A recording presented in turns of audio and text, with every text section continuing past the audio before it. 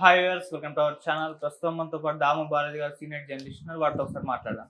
Sir నమస్కారం.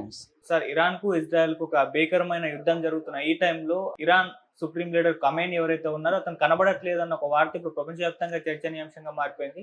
Khamenei missing, మరి అతన్ని చంపేసి ఉండొచ్చు అన్న అనుమానాలు కూడా వ్యక్తం అవుతున్నాయి.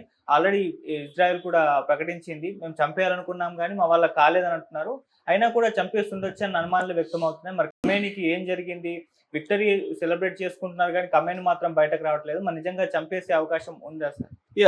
అయతుల్లా అలీ ఖమేనీ, ఈయన ఇరాన్ సుప్రీం లీడరు. ఒకప్పుడు 1981లో 3 సార్లు ప్రెసిడెంట్ ఎలక్షన్ జరిగాయి ఇరాన్లో.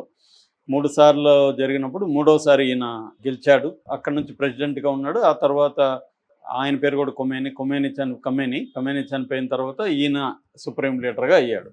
89లో ఈయన సుప్రీం లీడర్ అయ్యాడు.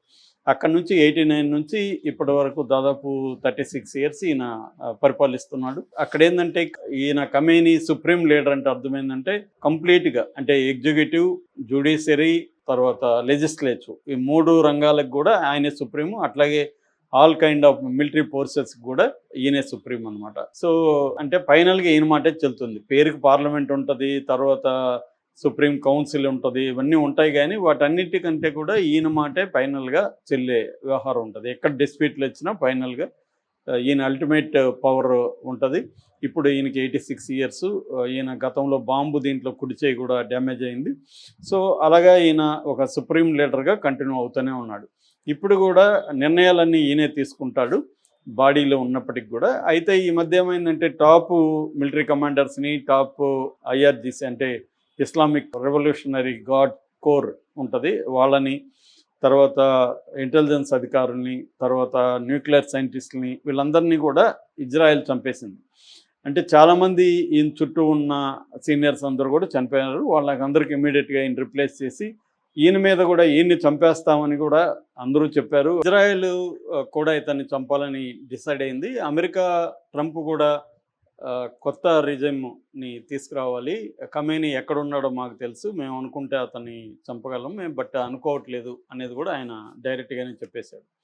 అంటే అర్థమైందంటే ట్రంప్ కూడా ఖమేనీని లేపేసి తనకి అనుకూలమైన ఒక పాలకుడిని తీసుకురావాలనేది ప్లాను.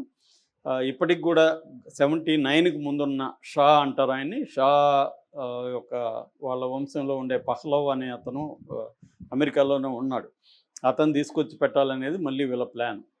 ఎందుకంటే వీళ్ళ అమెరికాకైనా ఇజ్రాయెల్కైనా ప్రధానమైన గోల్ ఏంటంటే ఇరాన్ని కంట్రోల్లో ఉంచుకోవాలి. ఇరాన్ ఒకటే వాళ్ళకి ఇబ్బంది పెడుతుంది. మిడిల్ ఈస్ట్ మొత్తంలో ఇరాన్ ఒకటే వాళ్ళకి ఇబ్బంది పెడుతుంది. మిగతా అన్ని దేశాలు వాళ్ళతో కలిసిపోయినాయి, లేకపోతే అన్ని వాళ్ళకి లొంగిపోయినాయి. ఇజ్రాయెల్ ఒకటే వాళ్ళకి, ఇరాన్ ఒకటే ఇబ్బందిగా ఉంది అమెరికాకైనా. ఎందుకంటే అరబ్ వరల్డ్ మిడిల్ ఈస్ట్ మీద పట్టు కోసమే అమెరికా ఇజ్రాయెల్ని క్రియేట్ చేసింది. ఇజ్రాయెల్ ఇన్వెస్ట్మెంట్ చేస్తుంది. ఇజ్రాయెల్ని UN భద్రతా మండలి అంటారు, ఐక్యరాజ్య సమితి భద్రతా మండలి 5 సభ్యులు ఉంటారు పర్మనెంట్గా. అందులో ఇజ్రాయెల్ కోసం అమెరికా ఇప్పటి వరకు 50 సార్లు వీటో పవర్ను ఉపయోగించింది. దాన్ని బట్టి మనకు అర్థమవుతుంది ఇజ్రాయెల్ని ఏ రకంగా అమెరికా సపోర్ట్ చేస్తుంది అనేది. ఇజ్రాయెల్లో అణుబాంబు ఉన్నా అమెరికా మాట్లాడదు. ఇజ్రాయెల్ ఏ ఒప్పందంలో భాగస్వామి కాకపోయినా అణు ఒప్పందాల్లో ఇజ్రాయెల్ని అమెరికా కంట్రోల్ చేయదు. Israel international atomic energy agency వాళ్ళని ఇన్స్పెక్షన్కి అలో చేయకపోయినా చేయదు. ఇజ్రాయెల్ గాజాలో 66,000 మందిని ఇప్పటివరకు చంపేసిన అతి దారుణంగా జెనోసైడ్ ఇది. అంటే మానవ హోము, నరమేధం. అంత చేసినా అమెరికా ఇంకా ప్రోత్సహిస్తూనే ఉంటుంది. ఎందుకంటే కారణం ఏంటంటే అమెరికాకి మిడిల్ ఈస్ట్ ఉన్న ఆయిల్ వనరుల మీద, అక్కడ రవాణా వ్యవస్థల మీద పట్టు కావాలి. దానికోసం అక్కడ ఒక ఇజ్రాయెల్ని క్రియేట్ చేసి, అంటే లోకల్ రౌడీని ఒకరిని క్రియేట్ చేస్తే టాప్ రౌడీ ఎలాగా తన ఏరియాలని కంట్రోల్లో పెడతారు, అలాగా కూడా అమెరికా కూడా అదే పని చేస్తుంది, అలాగే చేస్తుంది. అందుకని ఇప్పుడు వాళ్ళకి తలనొప్పిగా ఇరాన్ మారింది. ఇరాన్ స్ట్రాంగ్గా ఉంది, ఎదురిస్తుంది. ఇరాన్ కంట్రోల్లో చాలా వ్యవహారాలు ఉన్నాయి. అందుకని ఇటు ఇజ్రాయెల్ని క్రియేట్ చేసింది, ఇటు సౌదీ అరేబియా రాజు వాళ్ళు కూడా ఇరాన్ని ఇబ్బంది పెట్టాలని, ఇరాన్ని తమ కంట్రోల్లోకి తెచ్చుకోవాలని ట్రై చేస్తున్నారు. దీనికి ఖమేనీ ఉన్నంత వరకు అది సాధ్యం కాదు. ఎందుకంటే ఖమేనీ కంప్లీట్ కంట్రోల్లో పెట్టుకోగలిగాడు. ఇరాన్లో కొంత వ్యతిరేకత ఉన్నప్పటికీ కూడా ఓవరాల్గా ఖమేనీని సపోర్ట్ చేస్తున్న పరిస్థితే కనిపిస్తుంది. అందుకని వీళ్ళు న్యూక్లియర్ వెపన్స్ ఉన్నాయనే పేరుతో ఖమేనీని చంపాలనుకున్నారు. ఇప్పుడు ఏంటంటే ఖమేనీ గత కొంతకాలంగా కనిపించట్లేదు.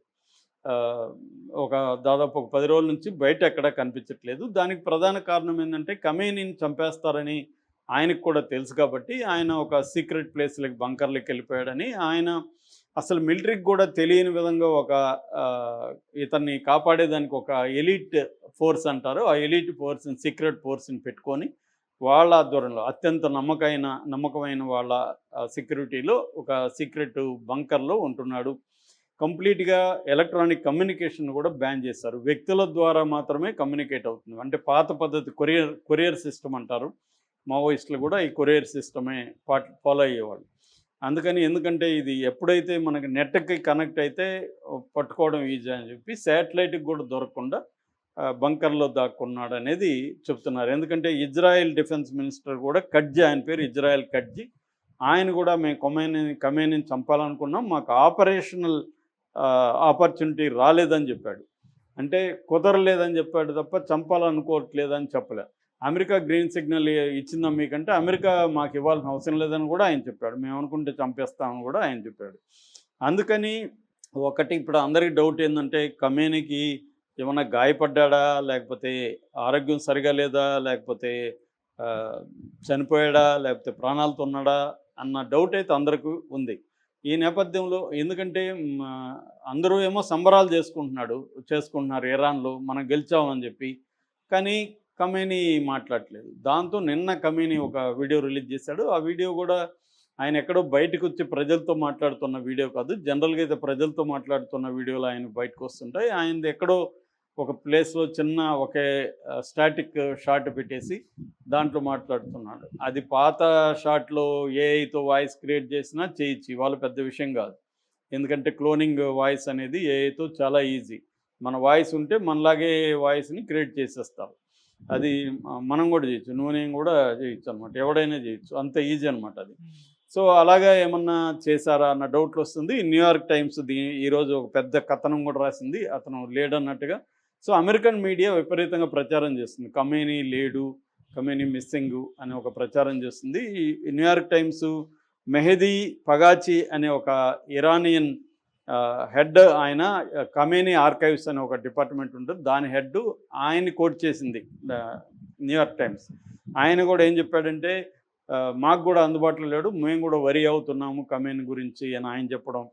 అట్లాగే ఇంకొకటి కూడా రాసింది, అదేంటంటే ఇరాక్ ప్రెసిడెంటు మసౌద్ పెజెస్కియన్ ఆయన క్యాబినెట్ మీటింగ్లో మాట్లాడుతూ మనం మరింత లిబరలైజ్ అవ్వాలి, వెస్ట్కి మరింత దగ్గర అవ్వాలి, ఈ భాష మాట్లాడుతున్నాడు.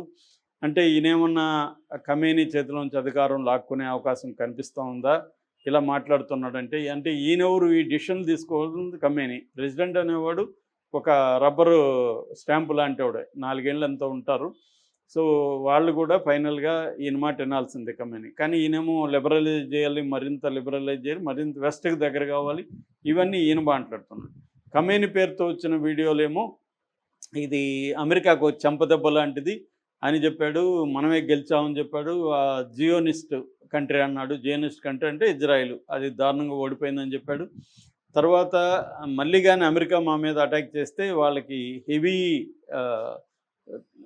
రిటాలియేషన్ చేస్తాం, మేము బుద్ధి చెప్తాం అన్నట్టుగా ఆయన మాట్లాడాడు. ఒక పక్క అంత స్ట్రాంగ్గా ఆయన మాట్లాడుతుంటే ప్రెసిడెంట్ ఏమో వెస్ట్రన్ కంట్రీస్కి దగ్గర కావాలని ఎలా మాట్లాడతాడు? అంటే ఏమన్నా జరుగుతుందా అక్కడ, తిరుగుబాటు ఏమన్నా జరుగుతుందా? అట్లాగే ఇరానీలో కొంతమంది అంకుల్